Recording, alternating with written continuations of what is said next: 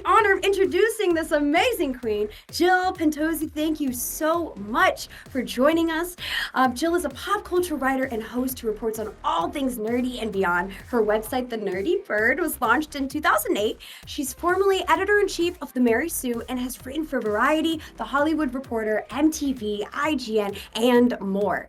Now, she currently resides as the editor of IO9 at Gizmodo. You know, you didn't do enough already, Jill. Like, come on. Thank you for joining us. What is up? So happy to be here. Oh my gosh. I haven't talked to people about nerdy stuff outside of my work colleagues in a long time. So this is a thrill.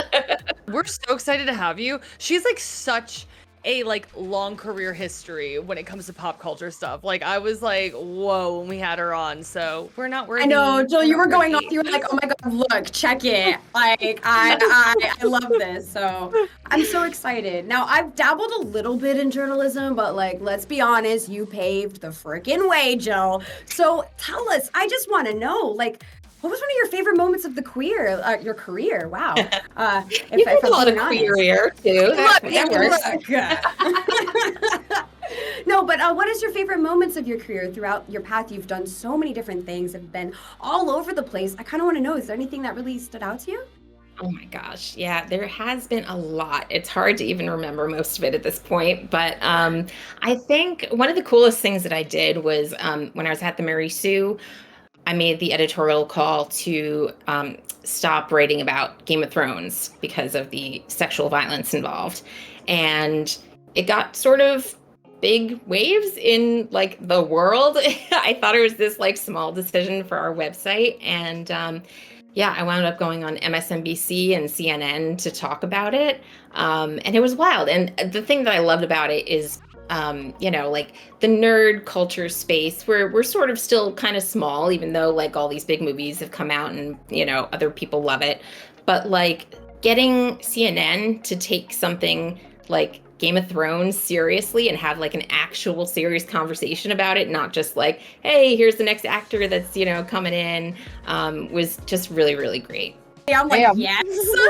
Can I give you all the applause real quick? I'm trying to hey, oh, let's go, baby! Oh God, fascinating. You've inspired me, honestly. I think what you've done, to kind of bring nerdom to that stage, if I will, and being able to be taken at that level is something I wish I could strive to do, and you've actually done it. So yes. And I'm so honored to have you here. This is, we are being in the grace of a goddess with us tonight. Seriously, yeah. What got you into the nerddom? What got you into comics and pop culture? What's your jam? What's your history? My origin story, if you will. Yes. I probably have to thank my mom first because she was showing me reruns of Star Trek, the original series when I was young, and the original Batman series with Adam West. So that was sort of where I formed my love of that. And then as I got a little older, it was truly Batman, the animated series, and the X-Men animated series. Those were just so good. There is nothing else like them still to this day. Agreed. And I just, they were so dynamic, and seeing all, it was great because Batman, it was always, oh, here's Batman and Robin and those, male heroes. And, watching the X-Men especially and all the women characters was so great to see at such a young age. And I think that really helped me. And I think, a lot of folks who follow me know that I didn't actually start reading comics until I was an adult. And, it was sort of at that point, I was like, wow, you like all this other stuff. Why aren't you reading comics, And then history was made pretty much after that. What made you decide to be like, you know what, I'm going to actually just cover pop culture stuff. And that is going to be my job, my 9 to 5. When did you have that turning point? And when were you I'm dedicating myself to this? Yeah, that's an interesting story because after college, I got into radio as DJ for 5 years, which was super cool. And then I started my own blog because I missed just writing, doing journalism. And, at the time, there weren't a ton of women bloggers putting stuff out there, because there was still that stigma of not belonging and, all that kind of stuff. And so I just put myself out there, like, so I was thenerdybird.com, but my tagline on the site was has boobs, reads comics, just to be like, here I am, you know? Yeah. Yes. And so I was doing all my stuff and I was having fun just kind of doing it as a hobby. And then as I started trying to meet other bloggers and just see what else was out there, I noticed that there was things like comic book resources, Newsrama, and I realized that these people were getting paid to do this. So I was at one of the conventions, it was probably New York Comic Con, and afterwards I wrote my own report for my site, and then I sent it off to CBR, and they were like, this is exactly the kind of reporting we're looking for. Do you want to write for us? So that's kind of where it started. I started freelancing for them and did that for a bunch of other sites for years until I found like a steady home at the Mary Sue. I don't know, like what fuels you? Is it just the drive to just talk about these things? Is there some sort of larger goal you're reaching for? Like what keeps you going? I'm curious. Yeah, I mean, you know, I won't say there aren't hard days. There's a lot of hard days. But I think the thing that's always kept me going personally is I love these things, but I also love what they do for other people, you know, like how these things can influence viewers from a young age or an old age. And knowing that people for so long have not been represented the way that they should be on screen, it just makes me want to write about that more and bring, you know, attention to it. And the fact that, you know, my sort of platform has grown over the years has meant that people in Hollywood have seen these, you know, things and responded to them. And sometimes I get people just like, you know, off the record, just talking to me like, thank you for doing this. We can't always speak up about these issues, you know? So that's the kind of thing that keeps me going because it's really important to talk about those serious issues in these things that we take so much enjoyment from. Marvel's What If episode 5, baby. Yay. Let's go. What was your first impression of this episode? I loved it. Ooh. It actually is my favorite so far. I can't wait to hear this now. I will be the dissenting opinion here and say that I actually loved all of the weird humor.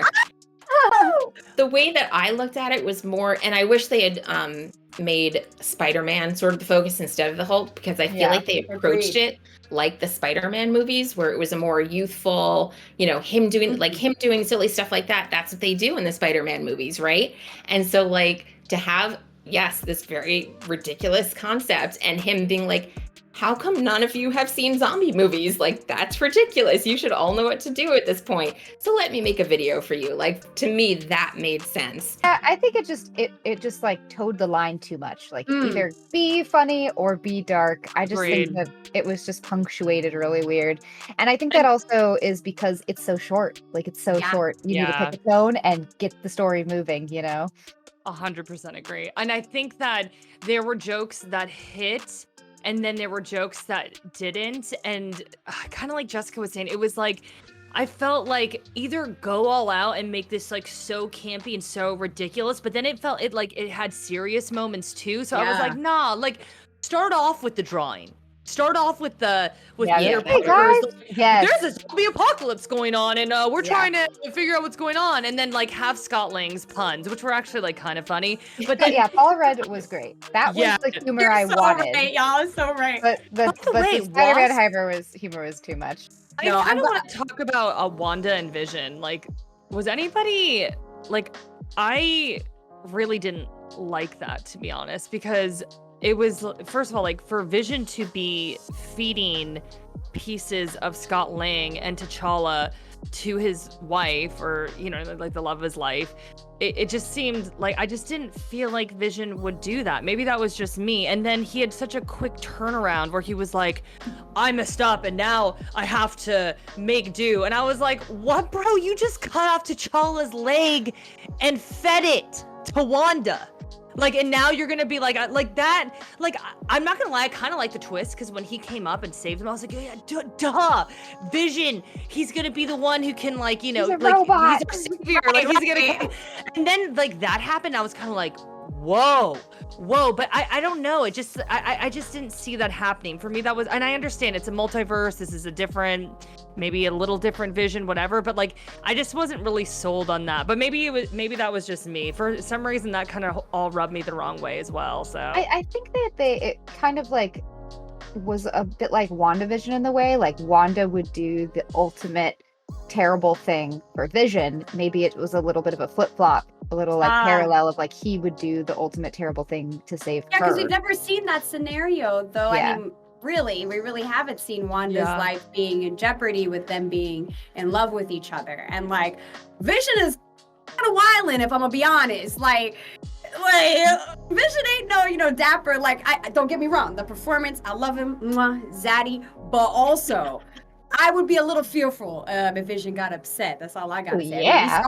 We saw Ultron, all right? And that isn't why it wasn't even him yet. You know what I mean? How can we see if that potential was tapped in that scenario? So I kind of see where you're coming from, Jackie. Women in comic books in general, I just feel like haven't really had their time to shine. Like, I'm waiting for like a really, really good movie. And I thought the Black Widow movie, in ways, it was like, it was good. It was solid. I still had some issues with it, but I was just happy to see that there was like her movie out there. Yeah. You know what I mean? It just took way too long. I want to hear what Jill thinks about that though, because like, Jill, you've been watching this stuff like I'm sorry, I didn't want to make that sound wrong, but you know what I mean? Like you've been watching this, and I'm sure I've been cringing about this since 2008. So it's like you've been watching it for longer than that, and it's like, how do you feel like we've come far enough, or like you still like, dude, we're slacking in this department? Because I feel like we're slacking in that area still, but I don't know how you feel about it. The excuses years and years and years, and now granted there was another person behind the scenes at Marvel Studios that sort of kept some of these things from happening, and once he was out, there was definite movement happening. But at least now we have the Captain Marvel sequel coming out that's going to have technically 3 Captain Marvels in it, which is going to be super exciting. And Kamala Khan is getting a TV show all to herself. Like, that's awesome. So I think they need to almost at this point overcompensate, which I know a lot of the dudes will be very upset about. But like, the way that we got to, let me see, which one was it that I started getting? And maybe it was the 3rd Cap movie, which is technically like an Avengers movie. But, by the time these guys had so many of their own, it was like, guys, come on, please, and even characters that, I mean, not that I'm a huge Gwyneth Paltrow fan because she's very strange, but, Pepper should have theoretically spun out of the 3rd Iron Man movie and had her own rescue film, right? Yes, totally. Maybe Gwyneth didn't want that for herself, so maybe that's why it didn't happen. But there were so many opportunities where they could have sort of bumped people up. They could have put more women on the Avengers team from the get-go. The fact just we so only many had opportunities. Black Widow for so long. I know, man. Token female. Oh my god. Yeah. Oh man, Jill, I wish we could have longer. I know you do have to skedaddle, but thank you so much for joining us on Spoilers for Days. We loved having you here and having your perspective and insight and your hot takes for sure. Don't damper those hot takes. I want to see you on Twitter now next week when we in the watch party, because I want to know what you feel about the next episode coming out. Well, thank you so much. I just had so much fun, and keep kicking butt at what you're doing. You too. Hope to have you back. Thank you so much. Yes, Jill, you're awesome. Thank you. You're an angel. Yes. Oh my goodness. Thank you so much for having us. And we hope we can see you back sometime soon. Yes. I'd be glad to. Oh, yay. All right, Jill. Thank you so much. We will see you around on the interwebs. Yes, thank you, ladies. Thank you, Made of Might, for hanging out with us. Thank you, Jacki Jing. I love chatting with you, and I can't wait to do it next week. That was it for us. This was Spoilers for Days, for the girls, the gays, and the bays. We'll see you next week, everybody. Bye. Bye.